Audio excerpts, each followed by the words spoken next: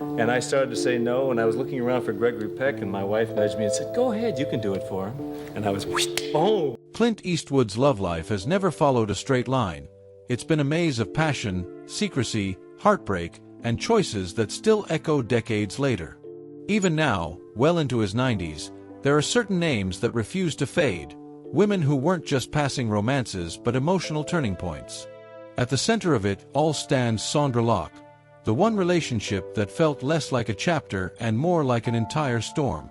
Their story began in the early 1970s and quickly evolved into a powerful creative and personal bond, with Locke starring alongside Eastwood in multiple films. For a time, it seemed like she had done the impossible, grounding a man known for never settling down. But beneath the surface, their relationship unraveled into control, ambition, and painful accusations that would later explode into lawsuits and public fallout.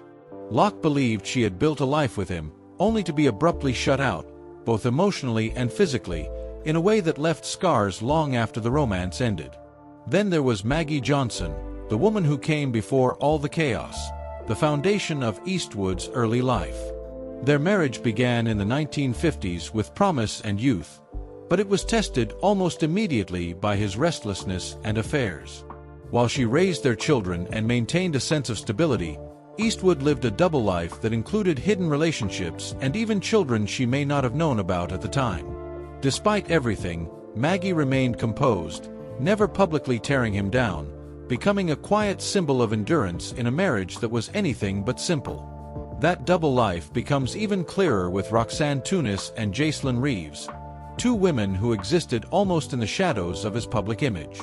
Tunis shared a long, secret relationship with Eastwood that resulted in a daughter, one he didn't even know about right away, while Reeves brought a quieter, more domestic chapter, raising two of his children away from the spotlight. Both relationships revealed a man constantly balancing multiple worlds, never fully committing to just one. Then came Frances Fisher, whose relationship with Eastwood in the late 80s and early 90s felt like it might finally be something stable.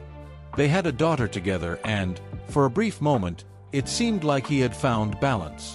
But history repeated itself. Overlapping relationships, betrayals, and emotional distance slowly pulled them apart, proving that even when things looked different, the patterns remained the same. Dina Ruiz brought yet another shift, a relationship that started unexpectedly and quickly turned into marriage and family life. 4 years, they appeared strong, even grounded, but eventually cracks formed, fueled by lifestyle differences, public exposure, and complicated personal dynamics. Their split, like many before it, was messy in its own way, yet surprisingly respectful in tone, with Dina continuing to speak highly of Eastwood even after their divorce. And finally, there was Christina Sandera, perhaps the most unexpected and quietly meaningful relationship of his later years.